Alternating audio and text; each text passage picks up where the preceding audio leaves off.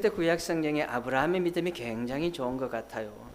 아브라함의 믿음이 굉장히 좋다는 것을 오늘 이곳에 와서 어제도 느끼고 오늘도 느끼고 있는데, 본토 친척 아비 집을 떠난다는 게 이루 말할 수 없는 거예요.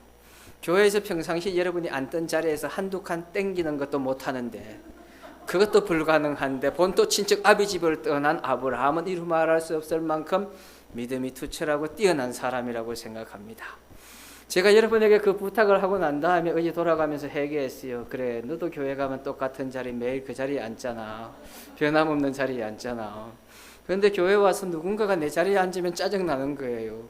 내가 터줏대 감인데, 내가 얼마나 이 교회 오래 다니고 있는데 내 자리인데 왜 이 사람이 말이야, 초신자 아니고는 내 자리를 무시하고 이곳에 와서 앉을 수 있을까? 자기 자리 하나도 옮기기가 이렇게 힘든데 본토 친척 아비 집을 떠난 아브라함, 존경할 수밖에 없고 사랑할 수밖에 없습니다. 그러나 우리가 좋은 신앙을 가진다는 것은 떠날 수 있는 마음이 되었을 때 좋은 신앙을 가진 거예요. 우리가 자기가 처해 있는 환경과 여건 속에서 떠나지 않는다는 것, 생각을 바꾸지 않는다는 것은 결코 믿음의 사람, 성숙한 사람으로 갈 수 없다는 것을 말해주고 있는 겁니다. 그런데 많은 사람들이 안정을 추구하죠. 그죠? 안정된 삶을 추구하지, 그 안정된 삶 속에서 자기가 평안한 삶을 누리기를 원하지, 어느 누구도 힘들고 어려운 삶을 살기를 원하는 사람은 이 땅에 아무도 없는 것 같습니다.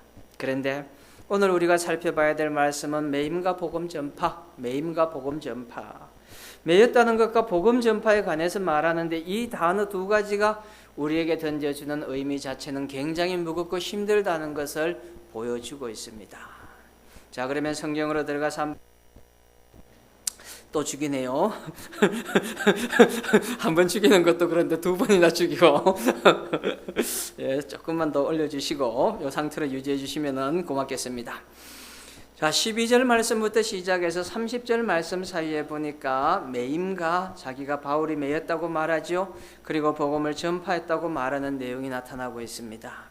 그런데 첫 번째 나오는 내용에 보니까 매임이 복음의 진보가 되어졌다. 그래서 12절부터 14절 말씀을 제가 한번 읽어드리겠습니다. 형제들아, 내가 당한 이 일이 도리어 복음 전파의 진전이 된 줄을 너희가 알기를 원하노라. 이러므로 나의 매임이 그리스도 안에서 모든 시대 안과 그 밖에 모든 사람에게 나타났으니 형제 중 다수가 나의 매임으로 말미암아 주 안에서 신뢰함으로 겁없이 하나님의 말씀을 더욱 담대히 전하게 되었느니라. 첫 번째 말씀에 보니까 매임이 복음의 진보가 되어졌다, 그렇게 설명을 하고 있습니다. 여러분, 오늘 본문 말씀에 나와 있는 이 바울은요, 감옥에 매여 있는 것을 말하고 있는 것이죠. 감옥에 갇혀서 이게 안 된 거예요. 파오가 뭐야 이거? 그럼 뭐 이때까지는 뭘 이걸 쓴 거요? 그런 거예요? 참네. 남들 보고 뭐라고 하기도 좀 그렇네. 그래, 이게 정상이지. 뭔가 마이크가 안 맞아서 마음이 불안했었는데. 할렐루야, 고맙습니다. 예. 그래도 뭐 이렇게 설교 중간에 뭐 제 이름을 부르고 그러면 곤란해요. 자, 매였다고 말하는데 이 매인다는 것이 말이에요, 그죠? 감옥에 갇혀 있는 것을 말합니다.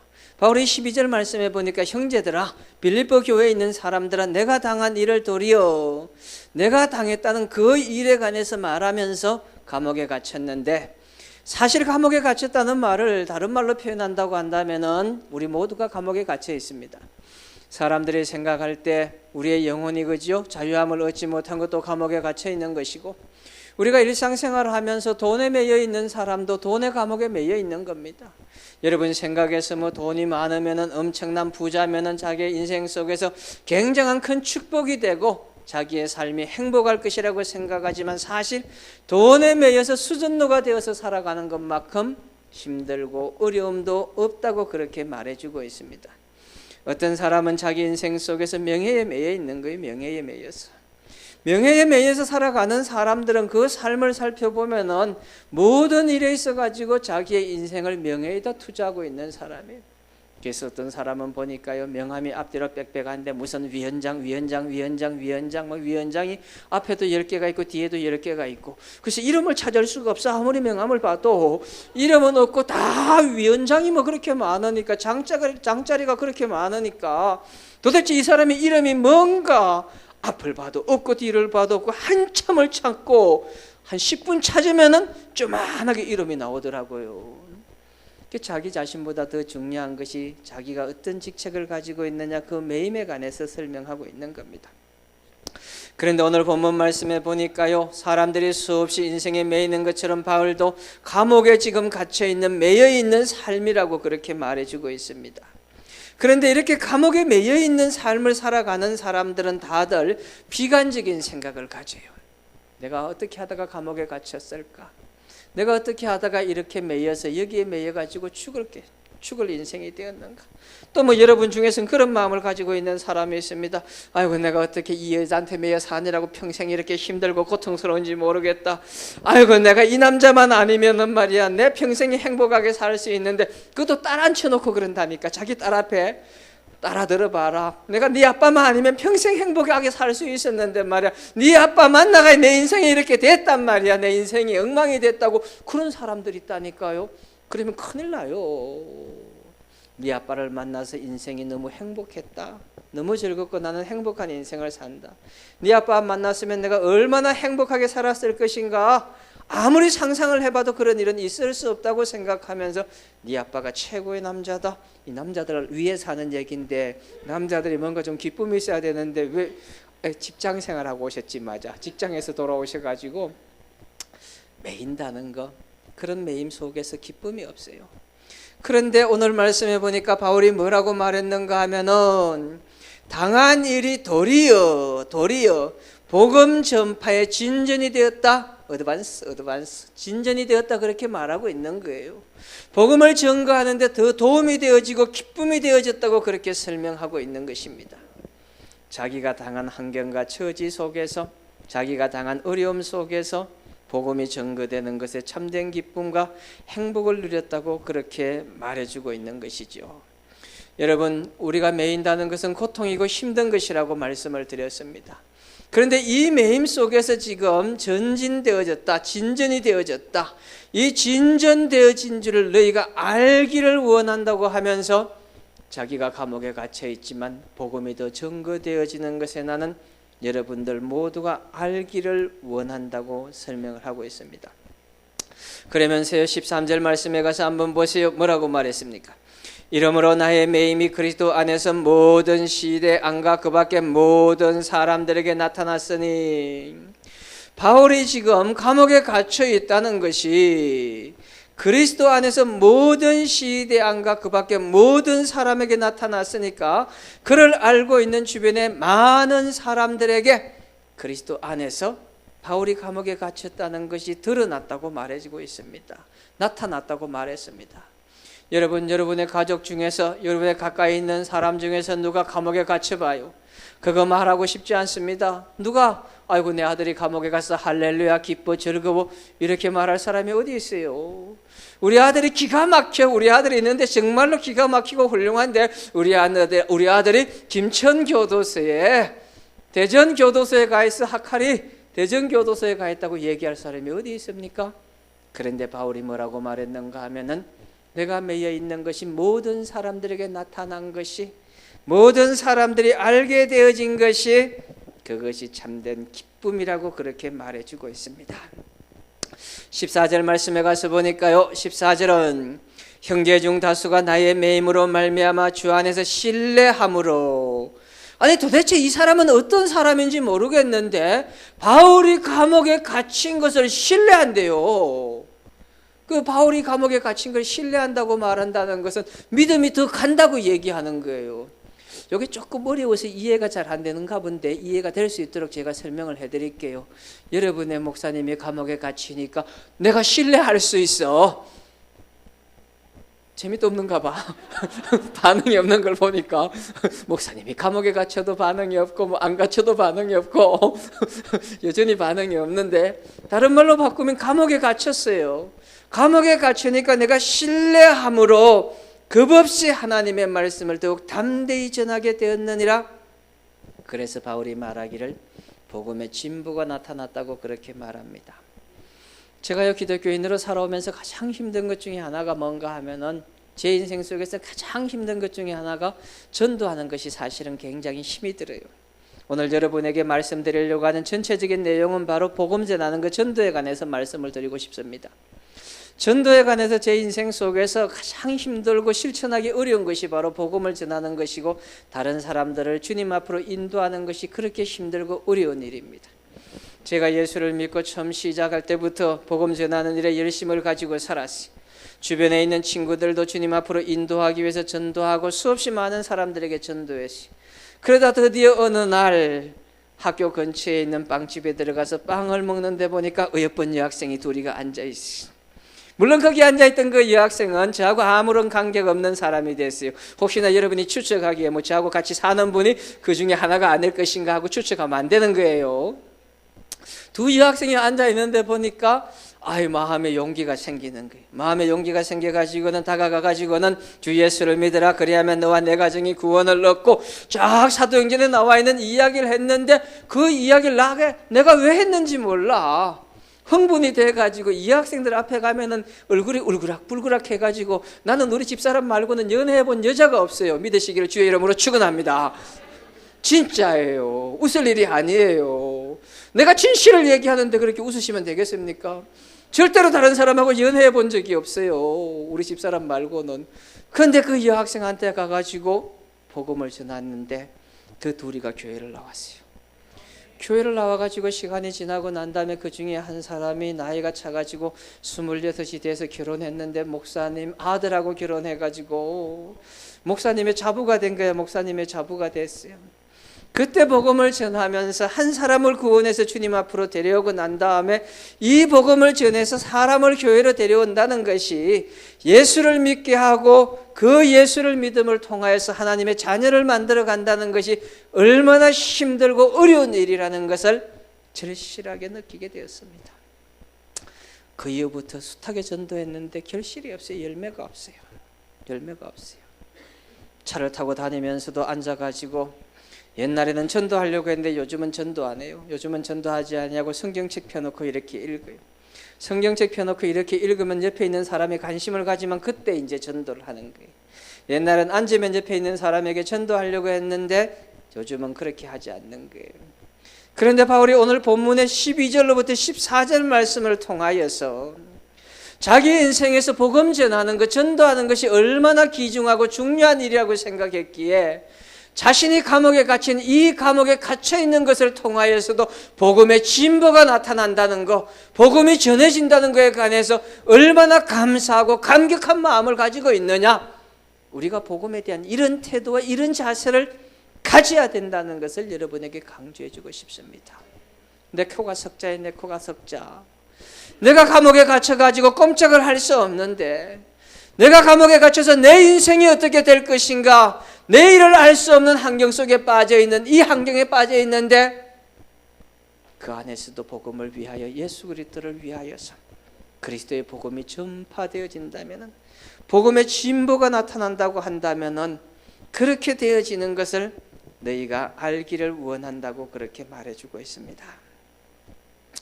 바울은요, 감옥에 갇혀있는 상황 속에서도 복음 전파에 대한 나의 매임이 복음의 진보라는 마음을 가지고, 이 절실한 마음을 가지고, 절실한 신앙을 가지고 이 복음 전파에 대한 확신을 가지고 있는 사람이에요. 그런데 오늘날 우리가 복음 전도에 대한, 전도해야 된다는 사명에 관해서 사명감을 점점 잃어버리고 있어요. 주변에 있는 사람들이 복음 전도에 대해서 긍정적으로 생각하지 아니하고, 전도하는 사람들에 관해서 긍정적인 시각을 가지지 않기 때문에 멀어지고 있어요. 그러나 매임이 복음의 진보라는 이 사실을 바울은 잘 알고 있었기 때문에 이 복음의 진보를 통하여서 자기를 드러내고 자기의 인생을 거는 사람이라고 그렇게 말해줄 수 있습니다. 제가요, 제 인생에 잊지 못할 중요한 사건이 한 번 있었습니다.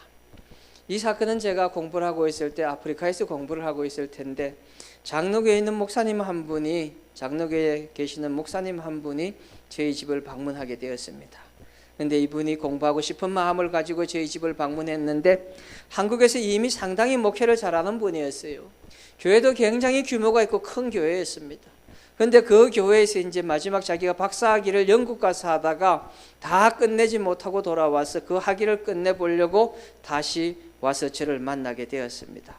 그래서 이분이 와서 자, 여기까지 왔는데 학교도 알아보고 여러 가지 했는데 시간 있으면 나하고 같이 저 케이프타운을 한번 가자고 얘기하는 거예요. 케이프타운은 여러분 저 제일 남쪽에 있어요. 아프리카 제일 남쪽에 있는데 희망봉이라는 거 봤죠? 그죠? 들어봤죠? 그죠? 들어나 봤나? 예, 들어보셨어요? 근데 진짜 가서 보면 절망봉이야. 절망봉. 난 뭐 희망봉이라고 해서 뭐 이따만한 줄 알았더니 희망봉이 아니고 요만해. 봉우리가 어디 있느냐고 물어봐도 사람들이 알 수도 없을 만큼 쪼만해. 절망봉이야. 절망봉. 희망봉이 아니고. 그래서 그거 보고 싶다고 해가지고 뭐 나는 학생이었으니까 돈이 없으니까 못 가는데 경비를 대겠다고 차를 하나 빌려가지고 같이 내려가라고 얘기하는 거예요. 경비를 대겠다고 차를 빌려서 내려가자는 얘기는 다른 말로 바꿔서 얘기하면 운전수가 필요하다는 거예요. 그까지 가는 거리가 얼마인가 하면 1600km예요. 1600km. 1600km인데 이거를 하루 만에 갈 수 없으니까 자고 가야 되는데 그렇다고 할지라도 1600km를 가려고 하면은 엄청난 시간이 걸린단 말이에요.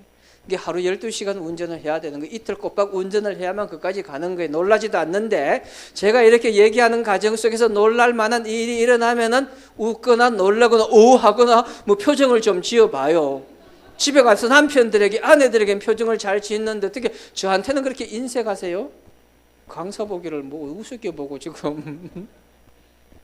그래가 내려갔는데 내려가다 보니까 이분이 외항선교회 이사로 있었어요. 외항선교회 이사로 있었는데 외항선교회 케이프타운에 선교사로 나가 있는 선교사님한테 전화를 했어요. 내가 내려가니까 안내 좀 해달라고 부탁을 했어요.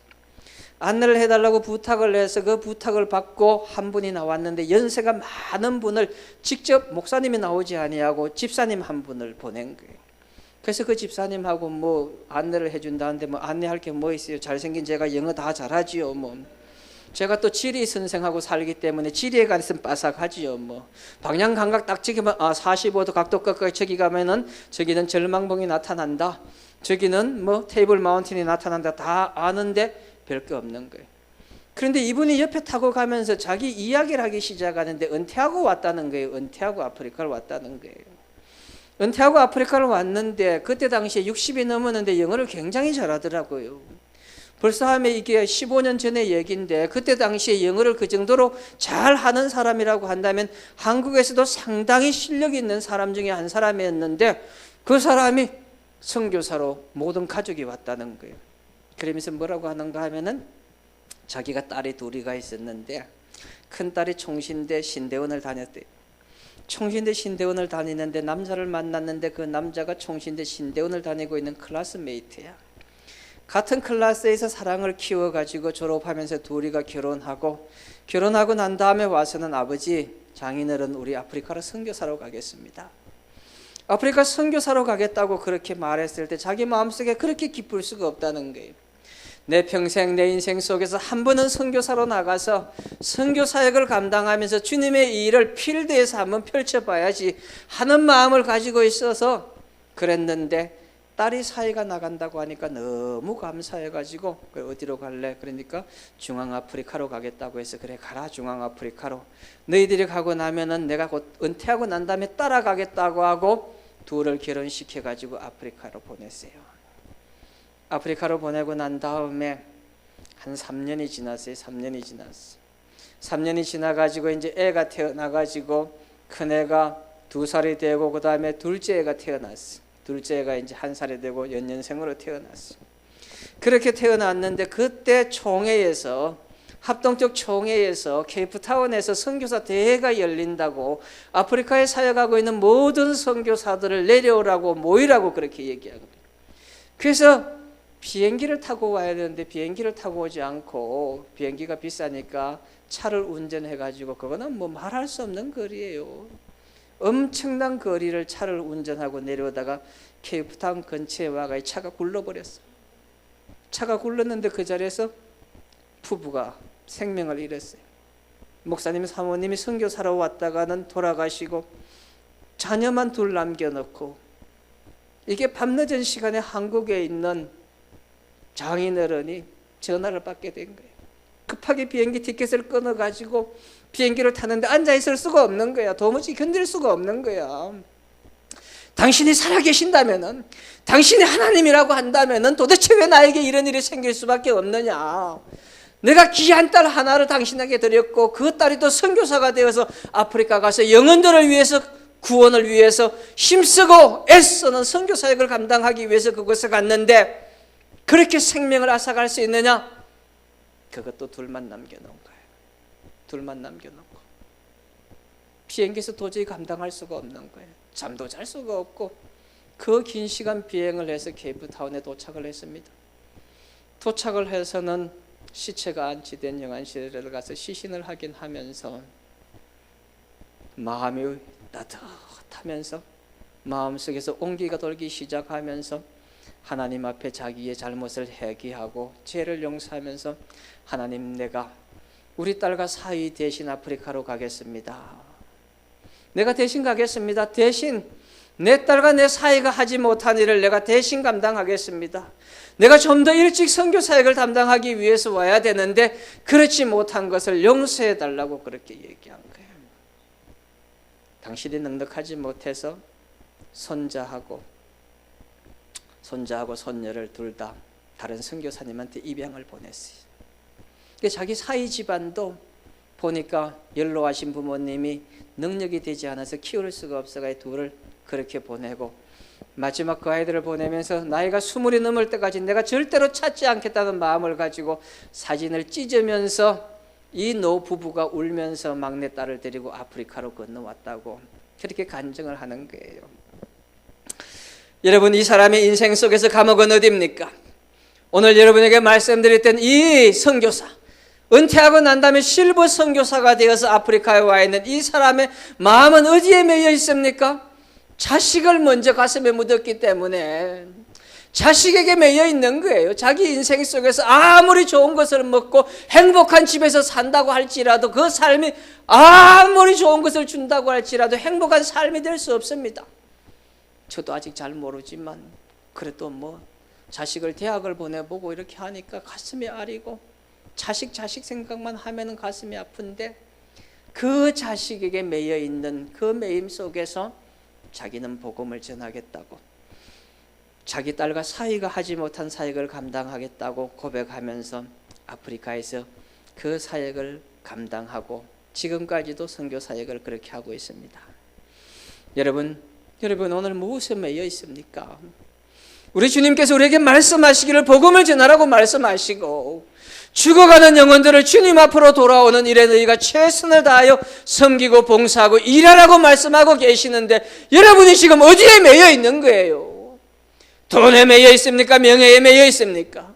도대체 어디에 매여 있기에 복음의 진보가 나타나지 아니하고 복음의 기쁨이 나타나지 아니하고 예수 그리스도를 전파해야 되는, 전도해야 되는 사명에 여러분들이 헌신하지 못하고 있느냐? 그래서 빌립보서에서 바울이 빌립보 교인들에게 말하고 있습니다. 내가 매여 있지만 이 매임을 통하여서 복음의 진보가 나타난다는 거예요. 여러분이 어느 곳에서 무엇을 하든지 서 있는 위치 속에서 복음의 진보가 나타나는 주의 은혜가 넘쳐나길 바랍니다. 할렐루야. 이제 이건 끝났어. 인상 쓰지 말아요. 여기까지 하면 이건 끝나서 다음 레파토리는 또 즐겁게 가야 되는 거예요. 가슴에 담아요. 가슴에 잊지 않고 가슴에 담고 이제 또 즐거운 마음으로 두 번째 파트로 넘어가 봅시다요. 자, 두 번째 파트는 보니까 16절로부터 18절 말씀을 보는데요. 자, 16절과 18절. 자, 16절 말씀해 보니까 이들은 내가 복음을 변정하기 위하여 세우심을 받은 줄 알고 사랑으로 하나. 어떤 이들은 하는데 15절 말씀에 그죠? 투기와 분쟁을 하고 어떤 이들은 착한 뜻으로 그리스도를 전파하는데 16절에 이들은 내가 복음을 변정하기 위하여 세우심을 받은 줄 알고 사랑으로 하나. 17절 말씀, 17절에 가서 한번 볼게요.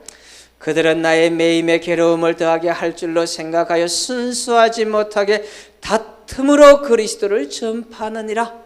다툼으로 그리스도를 전파한다. 18절 말씀 다 같이 읽겠습니다. 시작.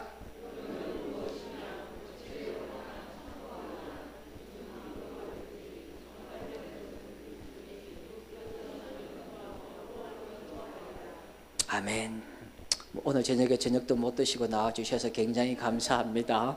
뭐 목소리를 들어보니까 굉장히 저녁을 못 드셨다는 느낌이 오는데 어제처럼 제가 결제할 테니까 오늘 잡채밥 먹고 왔어요. 거기 가서 드시면 제가 결제할게요. 오늘 잡채밥을 다 먹었더니 너무 가식을 해서 지난 주일날 일산 가가지고 일산 가서 파주중앙교회 목사님을 잠시 오라고 해서 만났습니다. 조금만 내려주시기 바랍니다. 파주중앙교회 목사님을 만났는데 학교 다닐 때 저 선배였어요. 선배인데 파리학번 선배였는데 그분이 보고 싶어서 한번 좀 뵙자고 그렇게 했더니 당신이 오신다고 해서 그래서 만났어요. 그래서 뭐 신학교 다닐 땐 배가 워낙 고팠어요. 배가 많이 고프고 뭐 밥도 잘 못 먹고 그래서 어떨 때는 뭐 하루 한 끼 먹을 때도 있고 어떻게 운이 좋으면 두 끼도 먹고 그럴 때가 있었는데 하루는 이 형이 나를 데리고 나가가지고 목동 그 앞에 있는 이 중국집에 가가지고 잡채밥을 사준 거예요. 근데 그때가 두 끼를 굶고 밥을 먹는 때라서 잡채밥을 사줬는데 그 잡채밥을 다 먹질 못했어. 갑자기 음식을 먹으니까 속이 아파가 다 먹질 못해가지고 그 잡채밥을 나눠 먹었어요. 그때는. 그래서 그 형이 그때 사준 잡채밥이 너무 생각이 나가지고 이번에 내 형 만나면 맛있는 거 사주겠다고 그래서 한번 만나가지고 맛있는 걸 사줬어요. 근데 오늘 잡채밥을 먹었는데 그 맛은 안 나. 그때 얻어먹었던 그 잡채밥 맛은 안 나는데 뭐 정성껏 사주셔가 맛있게 먹었는데 그때 힘들고 어려울 때 먹었던 잡채밥이 기가 막히게 맛있더라고요. 그때는. 그런데 속에 잡채라도 좀 기름기가 들어갔다고 해서 그런지 다 먹지도 못하고 반도 못 먹었던 기억이 납니다. 자, 여담이고요. 두 번째는 보니까 오늘 말씀 속에서 뭐예요? 분쟁 가운데도 복음이 전해지는데 분쟁 가운데도 15절 말씀해 보니까 어떤 이들은 투기와 분쟁으로 어떤 이들은 착한 뜻으로 그리스도를 전파하는데 이게 말이에요. 예수를 전하고 복음을 전하는데도 어떤 사람들은 긍정적인 자세를 가지고 복음을 전하는 사람이 있고 어떤 사람은 복음을 전하는데 나쁜 의도를 가지고 복음을 전하는 사람이 있다고 그렇게 말해주고 있는 거예요. 뭐 여러분들은 다 이렇게 잘생기시고 뭐 온화하고 또 겸손하고 또 뭐 다 평안하게 생기셔가지고 선한 마음을 가지고 아름다운 마음을 가지고 그렇게 복음을 전하는지 모르겠어요. 자, 그런데 용어부터 한번 설명을 해볼게요. 용어부터. 어떤 이들은 투기라고 말했는데 이 투기라는 것은 뭐 돈 투기하는 거 아닙니다. 땅 투기하는 거 아닙니다. 세종에 지금 투기하면 다 망해요. 이제는 그죠? 세종은 끝났어요. 이제 더 이상 땅 투기할 데가 없는데 여기서 투기라고 말하는 것은 시기한다는 것을 얘기하고 있어요. 시기하는 것. 질투하는 것을 말하고 있고 그 다음에 보니까 뭐라고 했는가 하면은 분쟁이라고 말하고 있죠. 분쟁. 여기서 말하는 분쟁이라고 하는 것은 싸운다는 의미를 가지고 있는 것이 아니고 경쟁한다는 의미를 가지고 있어요. 경쟁관계예요. 경쟁관계. 그러면은 뭔가 좀 문제가 생긴 것 같아요. 어떤 문제가 발생했는가 하면은 우리가 그냥 빌립보서를 읽을 때는 바울이 지금 오늘 본문 말씀을 통하여서 막 싸워가면서 다툼과 분쟁 속에서 뭐 복음을 전했다고 생각하는데 그게 아니고 이 사람이 복음을 전하니까 시기하는 거야. 복음 전한다고 막 시기하는 거야. 이 사람이 복음을 전하니까 막 질투가 생기기 시작하는 거야. 그 마음에 경쟁 관계가 생기기 시작하는 거예요. 그런데 이런 경쟁관계하고 질투 시기가 생기면 이것으로 인하여서 뭐가 되는가 하면 복음의 진보가 되어진다고 말하고 있습니다. 자, 그러면은 다시 한번 성경으로 돌아가서 성경을 한번 잘 해보세요. 12절 말씀에 형제들아 그걸 기억하시고 그 다음에 거기서 보니까 12절 9절에 전파에 그 다음에 진전이 되어졌다. 진전이라는 단어가 나와요. 그리고 난 다음에 15절에 나와서 15절 제일 마지막에 보니까 전파하나니 전파가 나오지요. 그 다음에 17절 말씀 마지막에 가니까 전파가 나오지요. 이 모든 게 결국 뭘 말하는가 하면은 복음이 전파되어진다는 것을 말해주고 있는 거예요. 복음이 전파되어진다. 경쟁을 하든 뭘 하든 복음이 전파되어진다는 거예요. 자, 그러면은 한번 봅시다요. 이 15절로부터 시작해서 18절 말씀을 통하여 볼 수 있는 것은 정말로 싸움을 나타내는 것이 아니고 복음 전도에 경쟁 관계가 붙어서 경쟁 관계가 붙은 거야. 그러니까 바울을 바라보면서 바울보다도 내가 복음 전도를 더 잘해야 된다는 경쟁 관계를 형성했다는 것을 얘기하고 있는 거예요. 할렐루야. 여러분도 이런 거 가지고 좀 경쟁하시기를 바랍니다. 아이고 우리 집에는 말이야 내가 타고 다니는 차가 뭔 줄 알아? 체어맨이야, 체어맨. 뭐 이런 거 경쟁하지 마시고, 나는 냉장고를 양문 쓴다 뭐 이런 거 얘기하지 마시고, 나는 뭐 자녀가 뭐 이런 거 하지 마시고 복음 전도를 위해서 경쟁하라고 말해주고 있는 거죠. 전도를 위해서. 제가요 처음에 이제 전도사가 돼가지고 부임을 해가 그 교회를 갔는데, 그때는 모든 게 유행이 뭔가 하면 뭐 초청잔치야, 초청잔치. 그래서 전도 초청잔치 해가지고 막 진돗개 왕 해가지고 뭐 3,000명을 초청했다, 뭐 전도했다, 막 난리가 나가지고 전국을 다니면서 그런 거 하는데, 그걸 저보고 기획을 하라는 거예요. 그래서 그걸 2달 프로그램을 가지고 기획을 하는데, 전도하는 데 있어서 제일 중요한 건 뭔가 하면 프로그램이 아니에요. 사람들은 프로그램 같은데, 진돗개 전도왕이라는 사람이 진짜 전도를 그렇게 많이 한 게 아니고 총동원주의를 만들어가, 그 총동원주의날 쉽게 말하면 뭐 이거 주고 저거 주고 해가지고 몇천 명 데리고 온 거예요. 그건 어떻게 보면 전도가 아니잖아요. 전도가 아니잖아요. 그래서 그렇게 하지 말고 3명만 해라. 3명만 해라. 1, 2, 3이다. 한 사람이 2달 동안 3명만 한다. 근데 3명도 전도한다고 생각하지 말고 3명을 교회에 데리고 와라. 교회에 데리고 와라. 그러면서 제가 뭐라고 했는가 하면, 목사님 이제부터 매 주일 예배 시간, 수요일 예배 시간, 모든 예배 시간마다 저보고 10분만 시간을 달라고, 강구하는 시간을 달라고 했어요. 강구하는 시간을 달라고 하고는 그 시간에 나가서 다른 거 아니에요.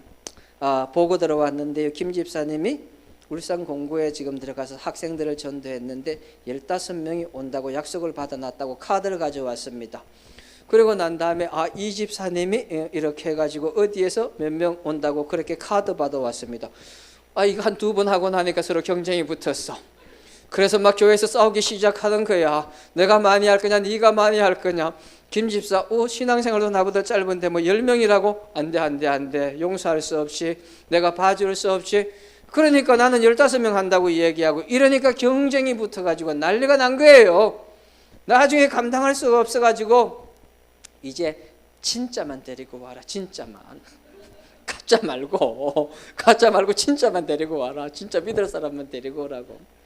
그래서 복음이 전거되어지는 데 있어서 서로가 협력 관계를 가지고 얘기하는 거예요.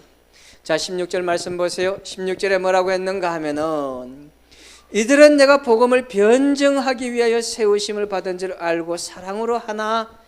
이 말은 무슨 말인가 하면은, 바울이 복음 전도자, 사역자라는 것을 인정하는 사람이야. 이걸 인정하는 사람은 사랑의 마음을 가지고, 선한 마음, 즉 쉽게 말하면 선한 마음을 가지고 바울을 인정하면서 복음을 전한다고 말해주고 있는 것이죠. 그런데 그 옆에 보세요. 뭐라고 했는가 하면은 17절 말씀. 17절 말씀에 보니까, 그들은 나의 매임에 괴로움을 더하게 할 줄로 생각하여 순수하지 못하게 다툼으로 했는데, 여기서 다툰다는 것을 원어에 찾아보면 어떤 의미로 나타나는가 하면은 당파를 만들다는 의미로 나타나는 거예요. 당파. 그러니까 다툼이라고 우리 성경에는 나와 있지만 원래 의미는 뭔가 하면 당파를 만들었다는 거예요.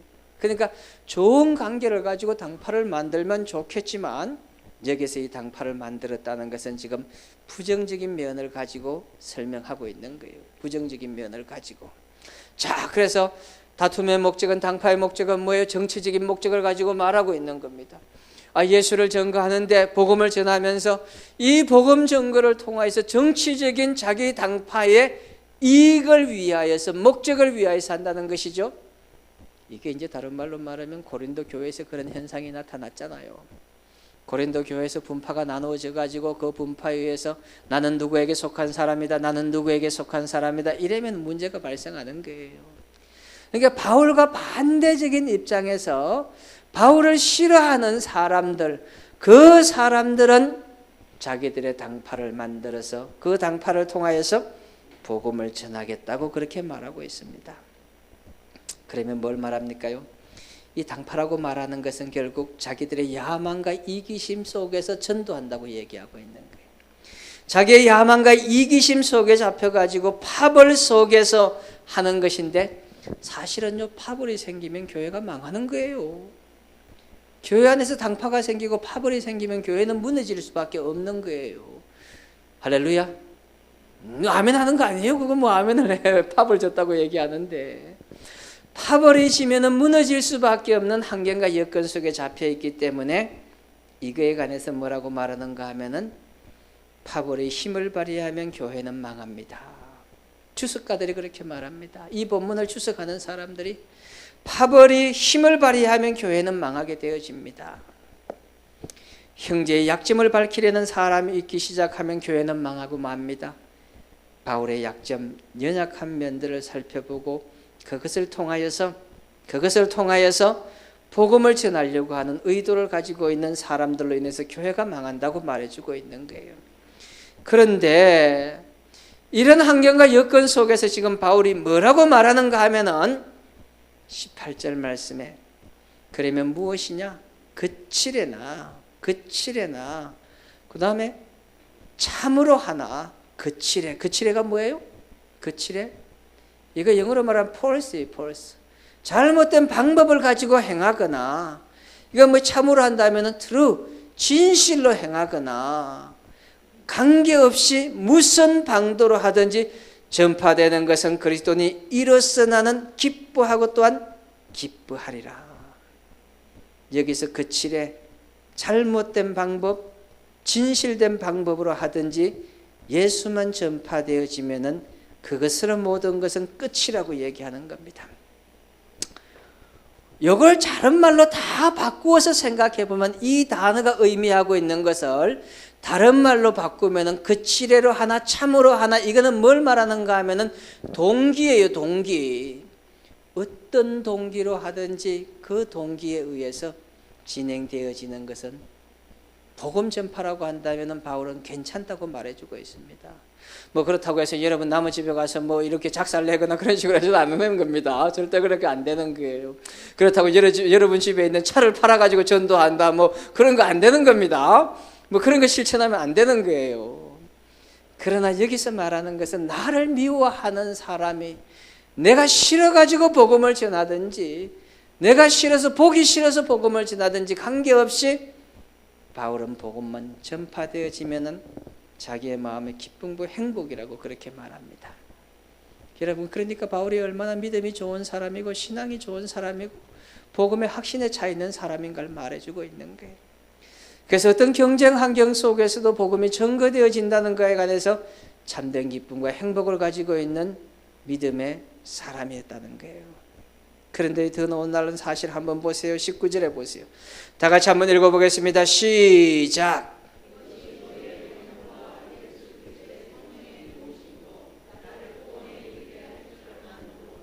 아멘. 이게 무슨 말이에요?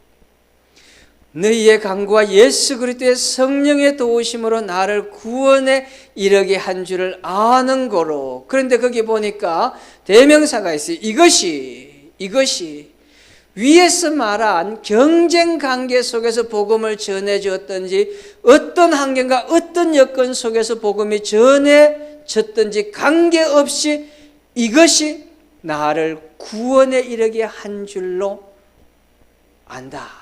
이르게 한 줄로 나는 안다. 구원에 이르게 한다. 구원이 뭐예요? 여기서 말하는 구원은 뭐예요? 여기서 말하는 구원은 예? 물 좀 먹고요. 참 오늘은 조금 재미가 없는가 보다. 태도들이 보니까 별로 재미없다는 표정을 짓는데 재미있는 얘기를 또 하나 하고 또 넘어가야 되겠네. 서울에서 강의가 다 끝났어요. 강의가 다 끝나고 난 다음에 1시간 30분 강의가 끝나고 난 다음에 질문하세요. 그렇게 해서 질문을 받겠다고 했는데 앞에 앉아 계신 연세가 지긋하게 드신 분이 손을 들고는 질문이 있습니다. 저는 뭐 굉장한 질문을 기대하고는 그 질문을 하면서 학교에서 늘 하듯이 그렇게 얘기했습니다. 앞에 계시는 장로님 혹시 질문해서 제가 답변을 못해가지고 무안하고 창피하면 마이너스 10점입니다. 안 웃네. 참, 내 에너지가 떨어졌어. 그런데 만약에 장로님 질문해가지고 제가 답변을 너무 멋있게 해가지고 실력 있는 사람이라고 평가되어지면 오늘 나가는 순간엔 제가 피자 한 판 쏘겠습니다. 그렇게 얘기를 했단 말이에요. 그런데 질문이 뭔가 하면은, 교수님, 숨은 언제 쉬어요? 그래서 제가 뭐라고 답변했겠어요? 예? 아니, 질문을 던지는데 그 질문이 뭔가 하면 내가 하도 쉼 없이 말을 하니까 굉장히 힘들었던 모양이야. 불안했던 모양이야. 숨은 언제 쉬냐고 그렇게 질문하는 거예요. 숨은 언제 쉬시냐고. 그래서 제가 답변을 뭐라고 했겠어요? 저는 여러분처럼 이렇게 낮은 답변은 하지 않습니다. 여러분은 뭐라고 답변해요? 예? 텀텀이 쉰다고? 뭔 텀? 텀텀이 쉰다고. 저는 뭐라고 답변을 했는가 하면, 장로님 살아있잖아요. 안 죽고 살아있잖아요. 안 죽고 살아있으면 됐지 뭔 걱정이냐고. 재미없는가 보다. 참, 뭐 재미가 있고 좀 맞아야 되는데 어제보다 에너지가 떨어졌어. 내일은 좋아질 거야. 그래서 오늘 안 오신 분은 내일 오시길 바랍니다. 내일 오시는 분에는 선물이라도 뭐 준비를 해야 될 것 같아요. 자, 다시 한번 돌아가서 봅시다요. 나를 구원에 이르게 한 거라고 말하는데, 이거 원어를 찾아보면요, 이거는 우리가 셀베이션, 구원을 얻는다는 말이 아니고 견딘다는 말이에요. 견딘다는 말. 바울이 감옥에 갇혀 있는 상황 속에서 자기가 견딜 수 있는 힘은 어디에 있는가 하면은, 내가 감옥에 갇혀 있지만 나를 좋게 생각하는 사람들이, 나를 선하게 생각하는 사람들이 복음 전하는 소식을 듣고도 내가 견뎌낼 수가 있었고, 나를 싫어하는 사람들이 경쟁관계 속에서 복음을 전한다는 소식을 들으면서도 나는 견뎌낼 수가 있었다고 그렇게 말해주고 있는 거예요. 여러분, 복음을 전한다는 것은요, 바울 같은 이런 심정을 가지고 있는 거예요. 어떤 환경과 경쟁사회 속에서도, 경쟁관계 속에서도 복음을 전할 수 있는 믿음의 사람이 되어지는 거예요. 제가 아프리카에 있을 때 참 교회를 하나 개척하고 난 다음에, 교회를 하나 개척하고 나니까 그것도 힘들더라고요. 사실 교회 개척하고 난 다음에 공부하면서 그걸 한다는 게 얼마나 힘들고 어려운지 모르겠어요. 그래서 교회를 개척했는데, 그 교회를 개척하고 난 다음에 두 번째 교회를 좀 개척해야 된다는 마음이 자꾸 도전이 생기기 시작하는 거예요. 마음에 도전이 생기는데 두 번째 교회를 개척하면 그걸 내가 어떻게 감당할 수 있을까? 하나를 개척해 놓고도 지금 그거 개척해 가지고도 이만큼 고생을 하고 있는데, 두 번째 교회를 개척하면 내가 얼마나 많은 시간을 투자해야 되고 신경을 써야 될까? 그리고 제대로 사역을 감당할 수 있을까? 하는 마음을 가지고 고민스러워서 힘들어 있는 거예요. 그래서 그날도 늦게까지 공부를 하고, 뭐 여러분 학생들은 공부 열심히 해야 됩니다. 진짜로 정신 바짝 차리고 공부해야 됩니다. 제가 아침 8시에 들어가면 밤 10시에 나오도록 그렇게 연구실에 들어가서 공부를 했는데, 그날도 밤 10시까지 늦게까지 공부를 하고 있는데 한국 학생 하나가 제 연구실을 방문했어요. 그분도 똑같이 학생인데 나이가 저보다 훨씬 많은 한갑이 가까운 분인데, 한양대학을 졸업하고 합동신학대학원대학교에서 공부를 하고 그 다음에 유학을 와가지고, 그래서 THM을 들어와서 공부를 하고 있는 분인데, 그분이 와가지고 차를 한잔 마시자고 해가지고 둘이 앉았는데 그랬어요. 어르신 목사님, 제가 마음이 괴로워서 죽겠습니다. 너무 힘들어서 죽겠습니다. 뭐 그렇게 힘들어가 죽겠냐고. 목사님 아시다시피 제가 지금 교회 하나 개척에 목회하고 있는데 주님께서 또 하나 교회 개척하라고 마음에 자꾸 도전을 줍니다. 그랬더니 이 양반이 얘기를 다 듣고 난 다음에 이 어른이 하시는 말씀이, 주님이 원하시면 웬만하면 응답을, 웬만하면 해주라는 거예요. 주님이 원하시면 웬만하면 그냥 예스하고 가라는 거예요. 그래서 제가 그랬죠. 아이고 목사님 내 처지 아니라고 쉽게 얘기하시는데, 목사님은 혼자 공부만 하는 것도 힘들다고 말씀하시면서 저보고 2개 해가지고 어떻게 목회를 하라고 그렇게 말씀하시냐니까, 야 이 양반아, 나는 나이 들어서 늙었고 당신은 아직 젊잖아. 젊은 사람이 뭘 그러냐고. 젊은 사람이 신경 쓰지 말고 주님이 원하시는 일은 그냥 웬만하면 순종하는 거야. 그 얘기를 듣고 난 다음에 어쩔 수 없어가지고 이제 두 번째 교회를 개척하려고 마음을 먹었어요. 그래, 목사가 복음을 전해야지 뭔 일을 하겠냐. 그런 마음을 가지고 복음을 전하려고 교회를 하나 개척할 곳을 동네를 찾아가지고 그곳에 교회를 세우려고 준비를 다 해놨어요. 그래서 다음 주가 되면 이제 개척 예배를 드리는 거예요. 개척 예배를 드리기 위하여서 이제 준비를 했는데, 뭐 한국 같으면 개척 예배를 드리면은 뭐 지방의 회장도 오고 전도부장도 오고 뭐 가르쳐 줬던 교수님도 오고 뭐 줄줄이 사탕으로 와가지고는 우세요. 확실하게 우세요. 확실하게. 대충 지나가려고 하지 마시고 할 건 확실하게 하셔야 됩니다. 오늘 좀 덜 웃은 분들은 나가면 회개하시길 바랍니다. 웃어야 될 걸 웃지 않고 참은 분들은 회개하셔야 되는 거예요. 뭐라도 해야지 은혜 받고 가는 거지. 뭐 웃었다고 은혜 받는 건 아니지만 그래도 기분이라도 좋아야만 교회를 향하여서 봉사하고 섬기겠다는 마음이 생기지 않겠어요?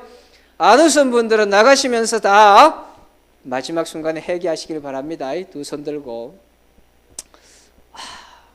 아무도 올 사람도 없고 그래서 개척 예배를 다 잡아놨어요. 개척 예배를 다 잡아놓고 난 다음에 그날이 월요일인데 월요일날 전화가 한 통 걸려왔어요. 전화를 받았더니 뭐라고 하는가 하면, 신목사, 예. 지금 바쁘지 않으면 말이야 한 주간 좀 시간을 좀 내야 될 것 같아요. 이번 주. 왜요? 그랬더니 한국에서 뭐 손님들이 오셨는데 내가 시간은 안 되고 통역 좀 하라고. 그러는 통역요? 바쁜데 뭐 얘기하지 말고 통역 좀 하라고. 누가 왔습니까? 그러니까 한국 병원선교회 대표가 왔다고. 그러면서 영남대학교 병원 원목실장, 동산병원 원목실장하고 연세대학교 세브란스 병원의 원목실장이 왔는데 그런 분들이 왔으니까 병원 선교대회가 열렸는데 세계에서 한 80개국에서 몰려왔어요.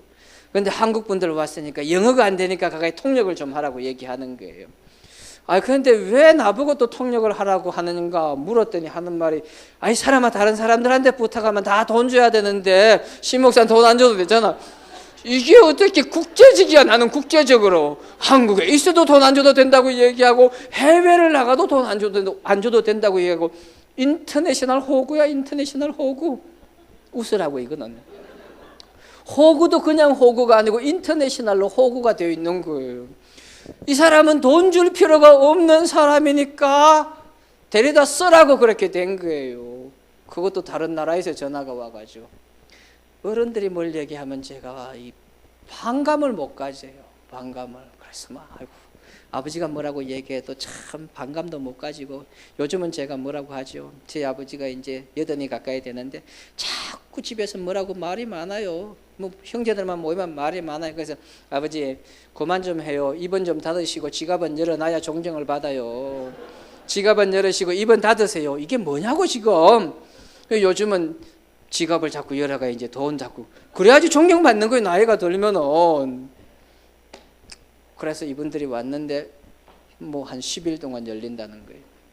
그런데 이게 수요일 날 들어가 가지고는 주일을 지나고 그 다음까지 열리는 거예요. 토요일까지 같이 있어주고 난 다음에 이제 갑니다. 왜 가냐고 묻는 거예요. 통역을 해야 되는데 어떻게 해야 되느냐고. 그랬더니 제가 지금 이 교회를 좀 개척해 놨는데 가서 목회를 해야 될 것 같습니다. 그래서 이번에 또 새로 하나 교회를 개척했는데 오늘 개척 예배를 내일은 드려야 돼서 간다고 얘기했더니 그러냐고. 잠시만 기다려 보라고. 근데 자기들끼리 모여 앉아가지고 회의를 하기 시작하는 거예요. 네 사회 봐라. 네 기도해라. 너 헌금 기도해라. 너 축사해라. 그 다음에 너 설교해라. 다 나눠가지고 조를 짜가지고 저보고 와서는 갑시다 그러는 거예요. 할렐루야. 진짜 아멘 큰 소리를 해요. 아멘 큰 소리를 하신 분은 평생에 복이 넘치기를 바랍니다. 그 가정이 잘 되는 역사가 나타나길 바랍니다. 꼭 잘 되라고 이렇게 얘기하면 웃고 아멘 하고, 좀 심각한 얘기하면은 인상 쓰고 앉아 있고. 참 성숙하려면 언제 성숙할래요? 그러니까 그분들이 와서 모든 예배를 다 드렸어요. 모든 예배를 다 드리고 헌금도 자기들끼리 다 해가지고는 500불 드러나 봤나. 500불. 할렐루야. 복음을 전하는 일들 속에는 하나님이 관여하시고 역사한다는 것을 믿으시길 바랍니다. 경쟁관계 속에 진행되어지든지 어떤 환경과 여건 속에서 진행되어지든지 복음이 전거되는 환경 속에서는 주님이 역사하시고 주님이 일하시는 거예요. 주님이 말씀하시고 이끌어가는 일이기 때문에 기회가 있다고 한다면은 어떤지 얻지 못하든지 여러분이 주 안에서 복음 전하는 믿음의 사람이 되라고. 이 복음 전하는 일 때문에 나를 구원에 이르게 한 줄로 나를 견디게 한 힘이 어디에 있는가 하면 복음 전도라고 말해주고 있는 거예요. 자, 세 번째 말씀 보죠. 세 번째는 20절로부터 26절 말씀에 나와 있어요. 그게 보니까 뭐라고 했습니까? 자, 20절부터 읽어볼게요. 나의 간절한 기대와 소망을 따라 아무 일에든지 부끄러워하지 아니하고 지금도 전과 같이 온전히 담대하여 살든지 죽든지 내 몸에서 그리스도가 존귀하게 되게 하려 하나니. 이게 오늘의 핵심이죠. 왜 복음을 전합니까? 왜 전도합니까? 무엇 때문에 전도합니까? 무슨 일 때문에 복음을 전하려고 합니까? 바울이 이제 성도들의 실제적인 빌립보 교회 성도들에게 실제적인 삶을 터치하면서 내가 왜 복음을 전가하느냐에 관해서 자기를 설명하는 입장 속에서 내가 간절히 원하는 것은 그리스도가 존귀하게 되기를 원한다. 그래서 우리가 찬양을 그걸 부르게 한 거예요. 그 찬양을 불렀어요. 이제 내가 살아도 주를 위해 살고 이제 내가 죽어도 주를 위해 죽는다고 말하는, 그러므로 나는 사나 죽으나 주님의 것이라는 개념, 이 주님의 개념, 주님의 것이라는 개념을 가지고 있어야만 된다고 하기 때문에 그렇게 말하는 거예요. 그래서 20절로부터 24절 사이 속에서 바울은 살든지 죽든지 그리스도를 존귀하게 하기를 원한다, 존귀하게 되기를 원한다고 그렇게 말하고 있죠. 이 말은요, 삶과 죽음을 넘어섰다고 말해주고 있는 겁니다. 삶과 죽음을 넘어섰다고 얘기하고 있는 거예요. 복음에 대한 열정, 복음에 대한 사랑, 예수 그리스도를 전파하려고 하는 그 열정과 열망 자체가 죽음과 삶의 생사를 넘어섰다고 말해주고 있는 거예요. 이러기 때문에, 이 고백이 있었기 때문에 바울이 복음을 전할 수가 있었어요. 만약에 이 복음이 없었다고 한다면 바울이 복음을 전할 수가 없었겠지요. 생과 사를 함께 한 자리에 놓고 복음 전파에 대한 열정을 가지지 않았다고 한다면 지금처럼 바울이 복음을 전할 수가 없었을 거예요. 여러분은 이게 무슨 말인가 잘 이해가 가지 않는데 저는 이걸 2번이나 경험했어요. 죽음을 2번이나 경험했어요. 군에 있을 때 1번 죽을 뻔했는데 교회 건축하다가 죽을 뻔했어요. 교회를 건축하는데 이 대대장이 새로 왔어요. 새로 왔는데 교회를 건축하는데 처음에 있던 대대장은 이 사람은 불교 신자였어요. 불교 신자. 그런데 아내는 기독교 신자야. 아내는 기독교 신자고 남편은 불교 신자니까 아내가 뒤에서 좀 조정하니까 그래도 뭐 반대하지 아니하고 참 재미있게 잘 넘어왔었는데 2번째는 왔는데 이 사람은 말이에요, 불교 신자도 아니고 천주교 신자야. 천주교 신자인데 이 사람은 계속해서 반대하기 시작하는 거야. 그런데 외형적으로는 반대를 하지 않아요. 앞에서 저한테는 이거 열심히 해야지, 열심히 해가 교회를 어떻게 지어야지 뭐 이렇게 얘기를 하는데 뒤로 돌아서면은 일이 안 되는 거예요. 그렇게 얘기해가 이거 뭐 될 것 같아서 가면 안 되고 문제가 자꾸 발생하는 거예요. 그러거나 말거나 뭐 어떻게 해가 이거 교회를 지었어. 교회를 짓고 난 다음에 뭘 했는가 하면은 유격훈련을 들어갔어. 유격훈련을 들어갔는데 유격훈련을 들어갈 때 저도 뭐 유격훈련을 들어갔죠. 같이 유격을 하는데 저보고 이제 앞서서 다 하라는 거예요. 헬기 레페를 하라는데 저보고 제일 먼저 뛰어내리라는 거예요. 나는 고소공포증이 있는 사람이 이렇게 생겨도 생긴 게 멋있게 생겨 보여가지고 뭐 전혀 그렇지 않을 것 같은데 고소공포증이 있어가지고 높은 데만 올라가면은요, 저는 울산바위에 올라가가지고 내려오는데 하루가 걸린 사람이에요. 그래서 울산바위 하면 저는 뭐 얼굴도 눈도 안 돌립니다. 처음에는 제가 기도하기를 울산바위를 울산 거니까 내가 울산으로 옮겨 놓겠다. 현대중공업에 내가 전화해가지고 연락해가지고 기중기 그 뭐 배 짓는 기중기 엄청난 거 그거 가져가가지고 울산바위를 울산 거니까 울산으로 옮겨 놓겠다고 내가 그랬는데 울산바위에 올라가서 고소공포증에 걸려가 견디다 못해가지고는 다시는 가져올 생각을 하지 않고 그거 놔뒀어요. 그래가 설악산에 그냥 있으라고 울산바위. 고소공포증인데 나보고 헬기 레펠 뛰어내리라고 네가 제일 먼저 해야 된다. 계속 끌어가지고 다 하고 난 다음에 마지막 딱 끝나고 전체 병력을 딱 모아놓고 난 다음에 그래도 기분이 안 풀린 것 같아. 네가 왜 교회를 지었냐 이거죠 속으로는.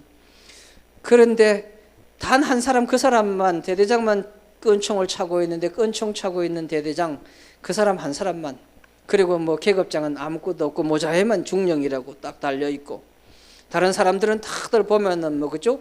유격복을 입었기 때문에 계급도 알 수 없도록 그렇게 해놨는데, 그날 마지막 날인데 한잔 했는가 봐요.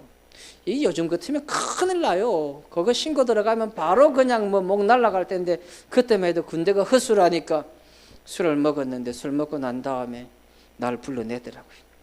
전체 500명의 병력을 다 모아놓고 난 다음에 나오라고 하더라고요. 나갔더니 무릎 꿇고 앉으라고. 무릎 꿇고 앉았더니 권총을 꺼내더니 옆에 탁 갖다 대더라고요. 아유, 깜짝 놀랐어요. 여러분도 놀랬잖아요. 아니, 나 죽는 거는 좋은가? 나 죽는 거는 별로 놀라지도 아니하고, 여러분 옆에 갖다 주면 다 시 싸요. 그게 자동이에요, 자동. 근데 나는 그때 실을 안 싼 이유가 뭔가 하면은, 내가 당번실에 좀 있어가지고 그 끈총에 총알이 없다는 사실을 알고 있었기 때문에. 평상시에는 중대본부에 그게 있는데, 본부 중대에 있는데 대대장 끈총에는 총알이 안 들어가 있어요. 외부 나갈 때 총 가져와라 그러면 총 가져와서 옆에 채워주는 거예요. 빈 총이라는 걸 아는 거예요. 근데 빈 총이라는 걸 알지만 이 땡긴다는 거하고는 상당히 차이가 있잖아요. 그래서 뭐 행세를 수설하면서 얘기를 하는 거예요. 뭐 교회를 어떻게 했니, 뭐 지었니, 뭐 나는 원치 않았는데, 그러면서 총을 땡기더라고요. 그때 내가 총을 맞았어요. 빈 총을 맞았어. 빈 총. 아니, 나 총 맞은 게 그렇게 좋아요? 빈 총을 맞았어. 빈 총을. 복음을 전하는 데 있어가지고 생명을 존귀하게 여긴다. 존귀하게 여긴다. 그런 사람은 복음을 전할 수가 없지요. 그리스도가 존귀하게 된다는 사실을 알고 있는 사람, 복음이 전거됨으로 인하여 예수 그리스도가 존귀함을 얻는다는 사실을 알고 있는 사람, 이런 사람들이 복음의 사역자가 되어지는 것이고 복음을 전거할 수 있는 전도자가 되어진다는 것을 오늘 바울을 통하여 우리에게 말씀해 주고 있는 거예요. 사실은 바울은 뭐라고 말했어요? 사실은 23절, 22절부터 그러나 나는 만일 육신으로 사는 이것이 내일의 열매일진데 무엇을 택해야 할는지 나는 알지 못하노라. 내가 그 둘 사이에 끼었으니 차라리 세상을 떠나서 그리스도와 함께 있는 것이 훨씬 더 좋은 일이라 그렇게 하고 싶으나 내가 육신으로 있는 것이 너희를 위하여 더 유익하리라. 내가 살 것과 너희 믿음의 진보와 기쁨을 위하여 너희 무리와 함께 거할 이것을 확실히 아노니. 바울이 스스로 생각해도 나는 인생 속에서 사실은 험난한 것밖에 없고 어려운 것밖에 없으니까 별로 살고 싶은 마음이 없어요. 여러분 집에서 뭐 자녀들이 뭐 좀 잘못하면 아이고 내가 죽어야지, 얼른 죽어야지, 그래 놓고 또 오래 살아요. 그래 놓고 아프면은 전화해가지고 난리 나요. 뭐 저희 아버지도 막 신경 쓰지 마라 괜찮다 그래 놓고도 뭐 병원 가자고 얘기하면 제일 빨리 옷 입고 나오시더라고. 오래 사시려고. 바울이 자기 인생에서 너무나 고달프지만 이곳에 남아있는 것이 그리스도를 존귀하기 위해서 행한다는 겁니다. 마지막 네 번째 보죠. 마지막 네 번째는 27절로부터 30절 말씀해 보니까 복음 전도자의 자세라고 제가 명명했는데 그 자세에 관해서 말하는데 그 자세 세 가지만 한번 살펴보도록 하겠습니다. 자, 27절 말씀 다 같이 읽습니다. 시작.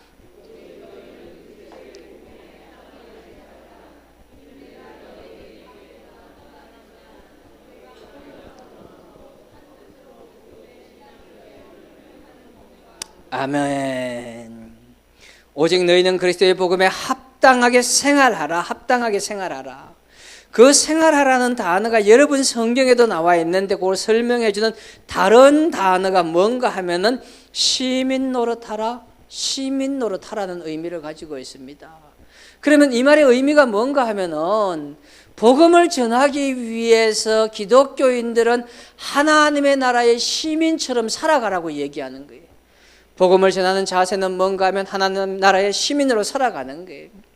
이 땅에서 살아가는데 그 합당한 삶이 어떤 것이 합당한 삶이냐 하면은 하늘나라의 시민으로 살아가는 것이죠. 하늘나라의 시민, 복음에 합당한 생활을 하라. 27절에서 말하는 것은 시민 노릇하는 걸 말하는 거예요. 시민 노릇하는 것을 말한다.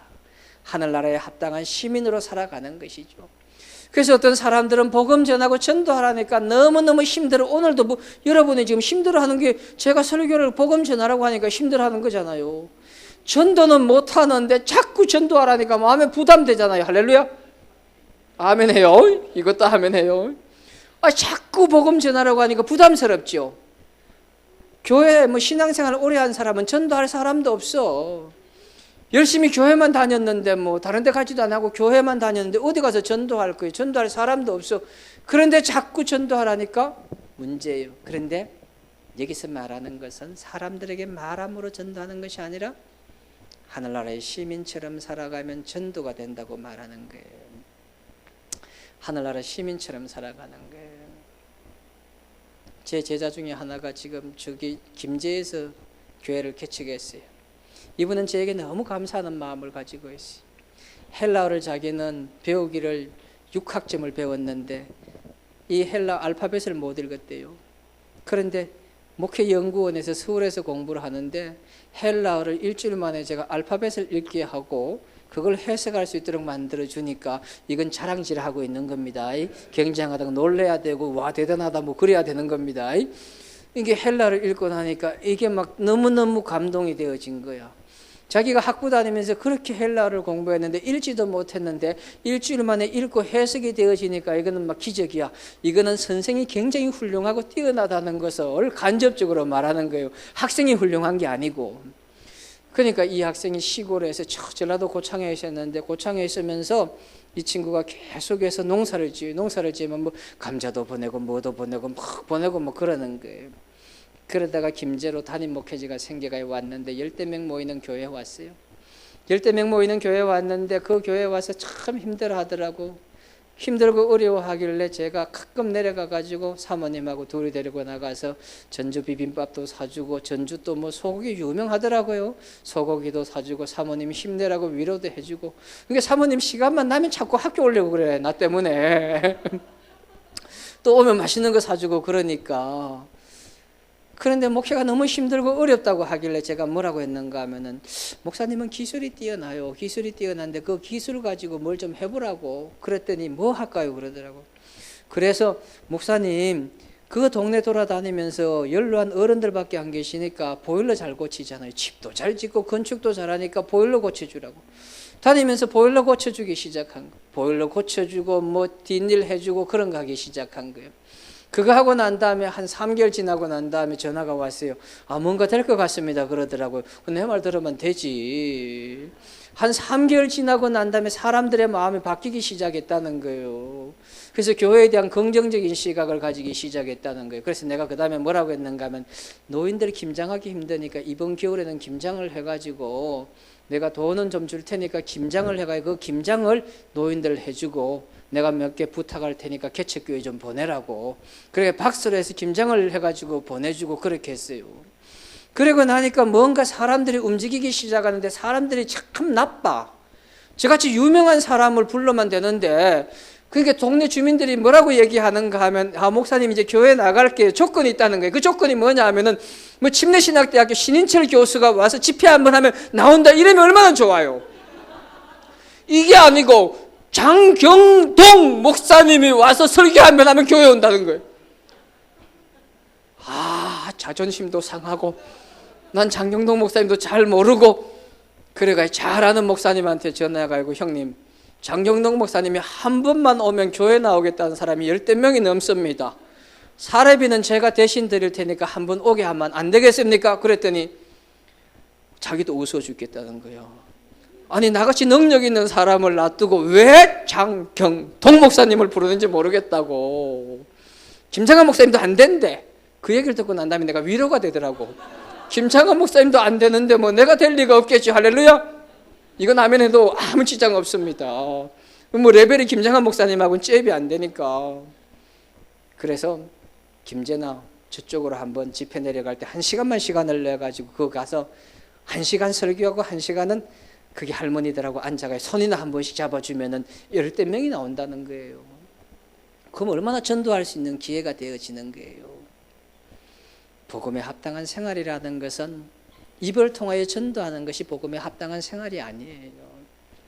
옆에 있는 사람에게 예수를 믿으라고 말하는 것 자체가 전도하는 것이 중요한 일이지만 더 중요한 것은 내가 하늘나라에 속해 있는 하나님 나라 시민이라는 개념을 가지고 그 생각을 가지고 삶 속에서 하늘나라 백성이라는 개념을 가지고 오늘 하루도 살아나가는 거예요. 그러니까 내가 힘이 되는 거예요. 그러니까 바울이 내가 끼어 있는 것이다. 육신적으로 세상에 살지만 내가 떠나서 주님 나라에 갔으면 좋겠다. 그걸 실천하기가 너무 힘드니까, 어려우니까 하늘나라 시민으로 이 땅에 발을 디디고 사는 게 얼마나 힘들어요. 그래서 바울이 하는 말이 하늘나라 시민으로 사는 것, 바로 복음에 합당한 생활을 하는 것이 복음을 전하는 방법 중에 하나라고 말해요. 두 번째, 대적을 두려워하지 말아라. 28절 말씀 다 같이 읽겠습니다. 시작.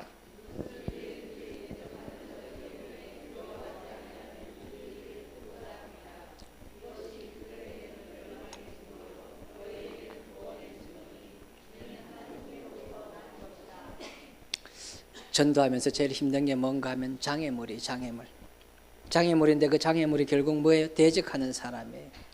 내가 이 전도지를 건네주면 저 사람이 받을까 안 받을까, 이거 두려움 때문에 못 건네주는 것이고, 내가 옆에 있는 사람을 전도하려고 했더니 그 전도하는 사람이 반응이 어떻게 나올 것인가에 대해서 두려워서 전도를 못하는 거예요.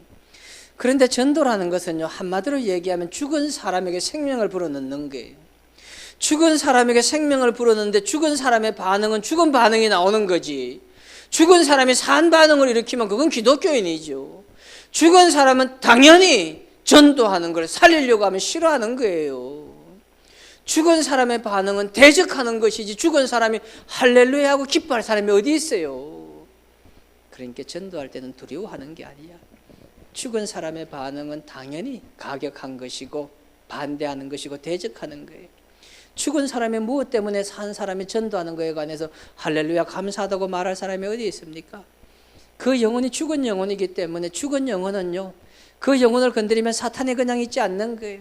그래서 대적하는 것이고, 그래서 전도하는 사람을 싫어하는 거예요. 그러나 그 대적하는 것을 넘어서며 복음을 전할 수 있는 사람이 되어야 됩니다. 그것이 뭐예요? 29절과 30절 말씀해 보세요. 뭐라고 말했는가 하면, 그리스도를 위하여 너희에게 은혜를 주신 것은 다만 그를 믿을 뿐 아니라 또한 그를 위하여 고난도 받게 하려 함이라. 고난도 받게 한다. 고난. 전도하면서 고난받지 아니하고 어떻게 전도를 할 수 있겠는가? 너희에게도 그와 같은 싸움이 있으니, 복음 전하는 거, 예수 그리스도를 전파하는 것은 싸움이에요. 싸움, 전투예요. 전투인데 이 전투는 당연히 고난이고 피난을 받을 수밖에 없는 것이라고 말하는 거예요. 싸움이 있으니 너희가 내 안에서 본 바요 이제도 내 안에서 듣는 바니라. 내 안에서 본 바라고 말하니까 바울이 자기의 과거의 삶 속에도 복음 전파 때문에 얼마나 힘들고 고통스러웠다는 것을 다 여러분이 알고 있고, 이제도 내 안에서 듣는 바로다. 내 안에서, 그죠? 보니까 듣는 바니라. 내 안에서 지금 내가 얘기하는 것을 통하여 듣는다고 말하는 거예요. 제가 영국에서 유학하고 있을 때 참 시간 날 때마다 나가서 전도를 많이 했어요. 전도를 많이 했는데 웨스트함이라는 지역에 있습니다. 웨스트함, 이스트함인데 축구팀도 뭐 웨스트함, 이스트함이 유명한 팀인데 지금은 별로 뭐 일부 리그에 있는지 모르겠어요. 그렇게 잘하는지는 못하는 것 같은데 그때는 참 잘했어요.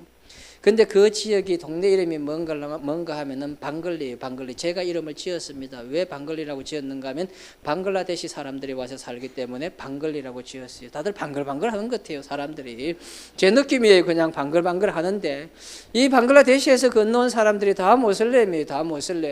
다 모슬렘이니까 여자들은 보면요, 검은 걸로 다 뒤집어 쓰고 요렇게밖에 안 나오는 거예요. 애들도 다 뒤집어 쓰는 거예요. 웨스트함 역 앞에 가가지고는 같이 공부하고 있던 전도사님 한 분하고 둘이 나가가지고 트랙을 들고는 전도지를 들고 전도지를 돌리는 거예요. 그 전도지를 돌리는데 모슬렘이 가지고 있는 문제 중에 하나가 뭔가 하면 삼위일체를 부인하는 거예요. 예수님이 하나님의 아들이고 하나님이란 사실을 부인하는 거예요. 그런데 요한복음에 보면 아버지와 나는 하나라고 얘기하고 있거든요. 포도나무 가지에서 얘기하면서 너희가 내 안에 거하면 내가 아버지 안에 거한다는 표현을 통해서 나는 하나님이라는 것을, 예수님이 하나님이라는 것을 말해주고 있는 거예요. 그러니까 전도지에 그걸 담아가지고 돌리는 거예요. 그걸 담아가지고 돌리는데요. 전도지를 돌리면 전도지를 받아가지고 그냥 뭔지 모르고 전도지 같이 만들면 안 받잖아요. 그러니까 전도지 아닌 것처럼 주면 받아가지고는 가다가는 여학생들은 돌아서 와요. 돌아서 와가지고 You are wrong. 너 틀렸다. 그리고 집어 던지고 가요. 남자애들은 와가지고 벽면에 저를 밀어놓고 3명 4명이서 우겨 싸고는 죽을래 살래 뭐 그러고 있는 거예요. 한번 이러고 나면 막 시급을 하는 거예요. 다 방글방글 하다니까. 거기는 백인이 없어요. 백인이 보이지 않아요. 뭐 정말 어떻게 될지 모르는 거예요. 그런데 어느 날은 전도를 하고 있는데 저 건너편에 서 있는데 한 사람 막 하고 막 굉장히 즐거운 표정을 짓고 막 둘이가 전도하면서 얘기를 하고 있는 거예요. 야, 한 사람 전도했는가 보다. 한 사람 전도했는가 보다 하고 나중에 알고 보니까 그 사람은 방글리 지역에 있는 유일한 기독교인 중에 한 사람이었던 것 같아요. 너무 수고하고 애쓴다고 자기 집에 가가지고 음료수 한 잔 대접하겠다고 그래서 그 집에 가서 음료수를 얻어 마셨습니다. 1년을 그곳에서 전도했는데 한 명도 전도 못했어요. 한 명도 예수 믿겠다고 고백한 사람이 없어요. 여러분 전도하고 주님 앞에 맡기는 거죠. 그래서 담대하게 전도하는 거예요. 고난도 받아가면서 하는 거예요. 대적들이 나타난다고 해도 그 대적들을 바라보면서도 하는 거예요. 지금은 뭐 기독교가 힘든 시기를 맞이했었고 앞으로는 전도가 안 돼. 복음을 전한다고 해도 누가 와서 예수를 믿고 교회에 오겠어?